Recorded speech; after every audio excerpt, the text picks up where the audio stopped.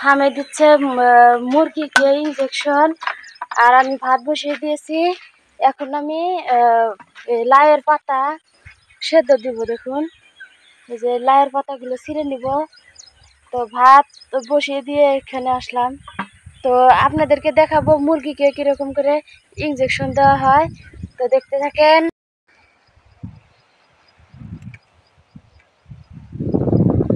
এখন ভালো করে বেছে ধুয়ে নিব।